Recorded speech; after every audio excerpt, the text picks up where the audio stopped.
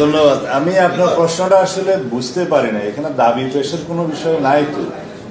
দীর্ঘ 10 মাস 11 মাস যাবৎ প্রথমে 6টা সংস্কার কমিশনের সাথে আমাদের ধারাবাহিক দীর্ঘ আলোচনা হয়েছে এলডি হলে। তার মতামতের ভিত্তিতে, রিপোর্টের ভিত্তিতে জাতীয় ঐক্যমত্য কমিশন গঠিত হয়েছে, যার সভাপতি মাননীয় প্রধান উপদেষ্টা এবং সংস্কার কমিশনগুলোর চেয়ারম্যানদের সভাপতিদের সদস্য করা হয়েছে, সহ সভাপতি করা হয়েছে প্রফেসর আলী এসে। এখানে কোনো দাবি নিয়ে তো আলোচনা হয়নি। সংস্কার কমিশনের কিছু প্রস্তাব এবং জাতির বিভিন্ন শ্রেণী পেশার মানুষের কিছু প্রস্তাব এবং তাদের দাবি দেওয়ার প্রেক্ষিতে আমাদের মতামত, এগুলো আমরা লিখিত যেগুলো জবাব দিয়েছিলাম, তার প্রেক্ষিতে একটা প্রতিবেদন প্রকাশ করা হয়েছে। সেই প্রতিবেদনের উপরেই মতামত আহ্বান করা হয়েছে, রাজনৈতিক দলগুলোর সাথে আলাপ আলোচনা হয়েছে। 23টা কার্য দিবসে দীর্ঘ 3 মাস ব্যাপী সেই দ্বিতীয় পর্যায়ের আলাপ আলোচনা হয়েছে।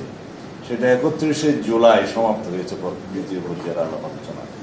তখন শেষ দিনে কেউ কেউ প্রস্তাব করলেন, দুইটি রাজনৈতিক দল, এই জুলাই সনদ যেটা প্রণীত হয়েছে তখন পর্যন্ত with note of dissent, with ভিন্ন মত, বিভিন্ন পয়েন্টে বিভিন্ন রাজনৈতিক দলের, আমরাও কিছু নোট অফ ডিসেন্ট দিয়েছিলাম, সেগুলো সংকলিত থাকবে এবং সেভাবে জুলাই জাতীয় সনদ প্রণীত হবে। সেটা বাস্তবায়নের জন্য এবং তার আইনি ভিত্তি দেওয়ার জন্য তখন দাবি করলেন দুই একটি দল। তা আমরা তখন আলোচনা পর্যায়ে বললাম যে জুলাই জাতীয় সনদটা প্রণীত হোক, এটা স্বাক্ষরিত হবে, তবে এর আইনি ভিত্তি এবং বাস্তবায়নের প্রক্রিয়া নিয়ে আরো আলোচনা হতে পারে। তৃতীয় পর্যায়ে আরো আলাপ আলোচনা হলো। সেই আলাপ আলোচনার ভিত্তিতে আমরা এই জুলাই জাতীয় সনদের 84টি দফার মধ্যে যেভাবে আমরা ভিন্ন মত দিয়েছিলাম, নোট অফ ডিসেন্ট দিয়েছিলাম, সেই সমস্ত দফায় সকল রাজনৈতিক দল যারা ভিন্ন মত এবং নোট অফ ডিসেন্ট দিয়েছে সেগুলো দফাওয়ারি উল্লেখ করার জন্য আমরা আমাদের প্রস্তাব দিলাম এবং সেটা হলো। দফাওয়ারি সমস্ত ভিন্নমতগুলো আপনারা এই জুলাই জাতীয় সনদ যেটা প্রিন্টেড কপি, এটাতে দেখতে পাবেন। প্রত্যেকটা প্রস্তাবের বিপরীতে রাজনৈতিক দলসমূহের ঐকমত্য এবং নোট অফ ডিসেন্ট উল্লেখ করা হয়েছে, কারা কি কি নোট অফ ডিসেন্ট দিয়েছে। আমি এখানে 70 অনুচ্ছেদের একটা নোট অফ ডিসেন্ট আপনাদের সামনে জাস্ট বলতে পারি। এখানে লেখা আছে, অবশ্য কোন রাজনৈতিক দল বা জোট তাদের নির্বাচনী ইশতেহার উল্লেখপূর্বক যদি জনগণের ম্যান্ডেট লাভ করে তাহলে তারা সংবিধান সংশোধন ও জাতীয় নিরাপত্তা, যুদ্ধ পরিস্থিতি বিষয়গুলো সংযোজন করতে পারবে। অর্থাৎ এর আগে দুইটা বিষয়ে সবাই সম্মত, একটা হলো আস্থা ভোট আর একটা হলো অর্থ বিল। এই দুই বিষয়ে সবাই সম্মত, কিন্তু কেউ কেউ সংবিধান সংশোধনের বিষয়টি 70 অনুচ্ছেদে এমপিদের স্বাধীনতার বাইরে রাখতে চেয়েছেন, আমরাও চেয়েছি। এবং তার সাথে আমরা বলেছি রাষ্ট্রে যদি কোনো সময় যুদ্ধ পরিস্থিতির মতো অবস্থা হয় সেই ক্ষেত্রেও এমপিরা যেন দলের পক্ষেই ভোট দেন। তো এই দুটো বিষয় এখানে বলা আছে। যদি আমরা নির্বাচন ইশতেহার উল্লেখ করি, জনগণ আমাদের পক্ষে রায় দেয়, তখন আমরা এটা ভাবে নেব। এবং সেখানে পরিষ্কারভাবে বলা আছে যে অবশ্য কোনো রাজনৈতিক দল বা জোট তাদের নির্বাচন ইশতেহারে উল্লেখপূর্বক যদি জনগণের ম্যান্ডেট লাভ করে তাহলে তারা সেই মতো ব্যবস্থা গ্রহণ করতে পারবে। এটাই তো জুলাই জাতীয় সনদ। এবং এখানে যে সমস্ত প্রস্তাবের সংস্কার কমিশন এবং অন্যদের প্রস্তাবের বিপরীতে এগুলো লেখা হয়েছে, সেখানে নোট অফ ডিসেন্ট শুধু আমরা দেইনি, আপনারা এই দলিলগুলো আপনারা দয়া করে পড়ে দেখবেন যে এখানে বিভিন্ন দল বিভিন্ন দফায় বিভিন্ন রকমের নোট অফ ডিসেন্ট দিয়েছে, সেটা এইভাবেই উল্লেখ করা আছে এবং দফাওয়ারি এই কথাগুলো আছে। তা এখন আমাদের প্রশ্ন হলো, জুলাই জাতীয় সনদ বাস্তবায়নের জন্য কি এই সনদটা অন্তর্ভুক্ত করা উচিত ছিল না জাতীয় ঐক্যমত্য কমিশনের সুপারিশে? কিন্তু তারা এই ডান পাশের সমস্ত মতামত ওমিট করে গিয়েছে, বাদ দিয়ে দিয়েছে। শুধু তাদের প্রস্তাবগুলো উপরে তারা একটা তফসিল রচনা করেছেন।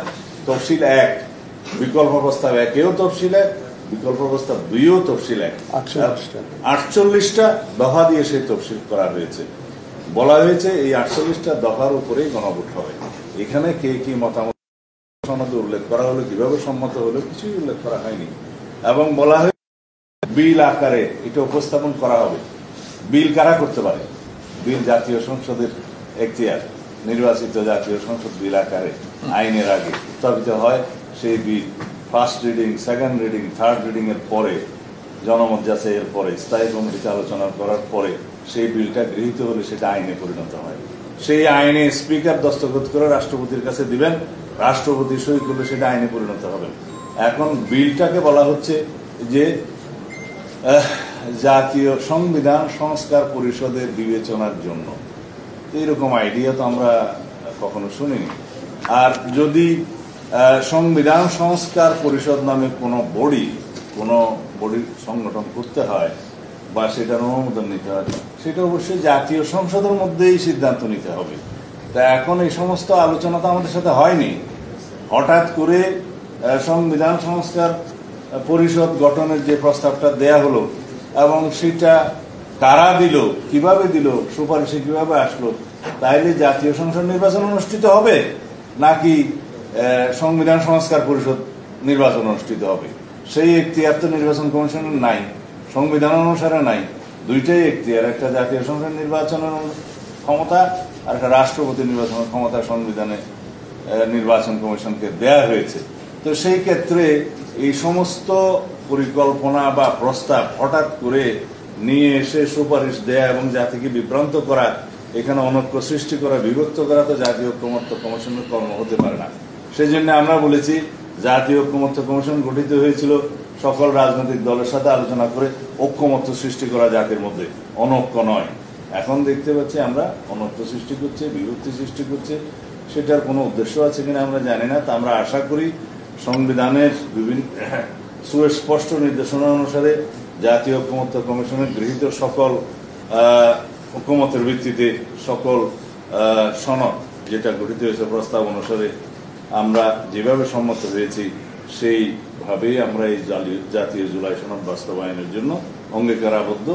জাতীয় সংসদ নির্বাচনের পরে সেটা পূর্ণাঙ্গভাবে আইনি রূপ পাবে, সংবিধান অন্তর্ভুক্ত হবে। এই লক্ষ্যে আমরা সবাই কাজ করার জন্য সরকারকে, জাতীয় ঐক্যমত্য কমিশনকে এবং সকল রাজনৈতিক দলের প্রতি আহ্বান জানাচ্ছি।